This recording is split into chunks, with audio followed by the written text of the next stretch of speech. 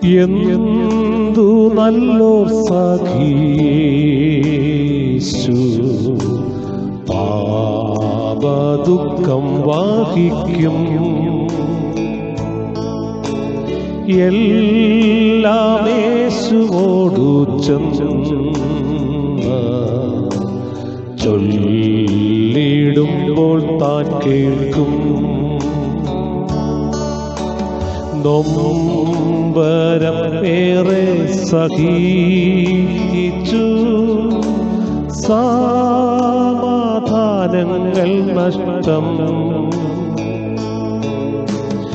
എല്ലാം യേശുവോടു ചെന്ന് ചൊല്ലിടായ നിമിത്തം. ദൈവവചന ചിന്തകൾ കേൾക്കുന്ന എല്ലാ മാന്യ ശ്രോതാക്കൾക്കും ക്രിസ്തീയ വന്ദനം. തീമോഥെയോസിനെതിരെ 2-ാം ലേഖനം 2-ാം അധ്യായം 19-ാമത് വാക്യം. ആ ദൈവവചനം നാം ഇങ്ങനെ വായിക്കുന്നു: എങ്കിലും ദൈവത്തിൻ്റെ സ്ഥിരമായ അടിസ്ഥാനം നിലനിൽക്കുന്നു, കർത്താവ് തനിക്കുള്ളവരെ അറിയുന്നു എന്നും കർത്താവിൻ്റെ നാമം ഉച്ചരിക്കുന്നവൻ എല്ലാം അനീതി വിട്ടകന്നുകൊള്ളട്ടെ എന്നുമാകുന്നു അതിൻ്റെ മുദ്ര. വിശുദ്ധ പൗലോസ് തീമോഥെയോസിനോട് ഓർമ്മപ്പെടുത്തുമ്പോൾ ഓർപ്പിച്ചു പറയുന്നതായ ഈ വാക്യത്തിനുള്ളിൽ അതിപ്രധാനമായ 2 വസ്തുതകൾ ഓർമ്മപ്പെടുത്തുന്നുണ്ട്. നിലനിൽക്കുന്ന ഒരു ക്രിസ്തീയ ജീവിതം നിങ്ങൾക്ക് നടത്തുവാൻ കഴിയണമെങ്കിൽ ദൈവത്തിൻ്റെ സ്ഥിരമായ ഒരടിസ്ഥാനത്തിൽ നിങ്ങൾ പണിതെങ്കിൽ മാത്രമേ അത് നിലനിൽക്കുകയുള്ളൂ എന്ന വാക്കുകളാണ്. ദൈവത്തിൻ്റെ വചനത്തിൽ 2 പേർ വീട് വെച്ചു എന്നും ഒരുവൻ ആഴെ കുഴിച്ച് പാറമേൽ അടിസ്ഥാനമിട്ട് വീട് പണിയുകയും മറ്റവൻ മണലിന്മേൽ വീട് പണിയുകയും ചെയ്തു എന്ന് ഓർമ്മപ്പെടുത്തുന്നുണ്ട്.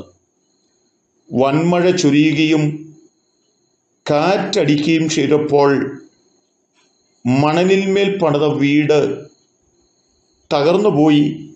എന്നാൽ ആഴെ കുഴിച്ച് പാറമേൽ അടിസ്ഥാനമിട്ട് പണിത ഭവനത്തിന് തകർച്ച സംഭവിക്കപ്പെട്ടില്ല, അത് നിലനിൽക്കുന്നതിന് കാരണമായി തീർന്നു എന്ന് ഓർപ്പിക്കുന്നത് പോലെ നിലനിൽക്കുന്ന ഒരു ക്രിസ്തീയ ജീവിതത്തിന് ദൈവത്തിൻ്റെ സ്ഥിരമായ അടിസ്ഥാനത്തിൽ പണി തുടങ്ങിയെങ്കിൽ മാത്രമേ സാധിക്കുകയുള്ളൂ എന്ന് പൗലോസ് ഓർപ്പിക്കുന്നുണ്ട്.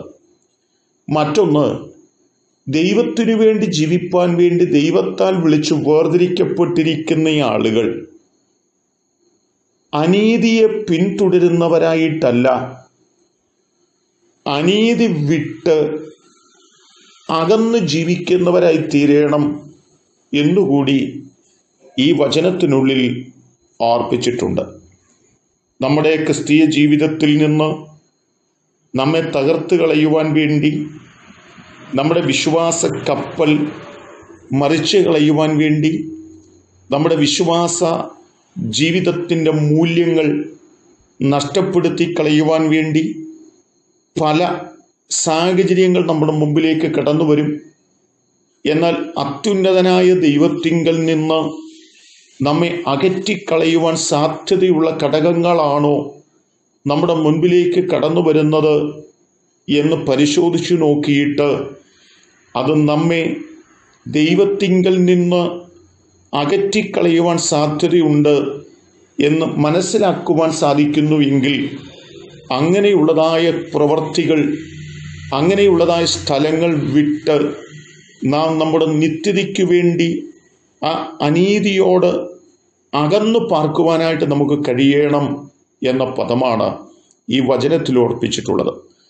ആകയാൽ എന്നെ കേൾക്കുന്ന പ്രിയപ്പെട്ടവരെ, ദുഷ്ടന്മാരുടെ ആലോചന പ്രകാരം നടക്കാതെയും പാപികളുടെ വഴിയിൽ നിൽക്കാതെയും പരിഹാസികളുടെ ഇരിപ്പിടത്തിൽ ഇരിക്കാതെയും യഹോവയുടെ ന്യായപ്രമാണത്തെ രാപ്പകൽ ധ്യാനിക്കുന്നവരായി നമുക്ക് തീരുവാൻ, അനീതി വിട്ട് അകന്നുകൊള്ളുവാൻ നമുക്ക് നമ്മെ തന്നെ സമർപ്പിക്കാം.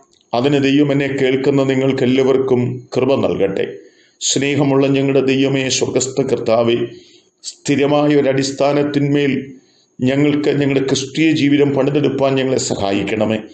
ഞങ്ങളുടെ ദൈവമായുള്ള ബന്ധത്തിൽ നിന്ന് ഞങ്ങളെ പറിച്ചു മാറ്റുന്ന അനീതി ഞങ്ങളുടെ ജീവിതത്തിലേക്ക് കടന്നു വരുമ്പോൾ ആ അനീതി വിട്ട് അകന്നു ജീവിക്കുവാൻ ഞങ്ങളെ പ്രാപ്തരാക്കണമെന്ന് ഞങ്ങൾ പ്രാർത്ഥിക്കുന്നു. തിന്മയെ പിന്തുടരുന്നവരായിട്ടല്ല, നന്മയെ പിന്തുടരുന്നവരായി തീരുവാൻ ഞങ്ങളെ സഹായിക്കണം. ഈ ദൈവവചന കേട്ട് എല്ലാവരെയും അനുഗ്രഹിക്കണം. യേശു കർത്താവിൻ നാമത്തിൽ തന്നെ. ആമേൻ.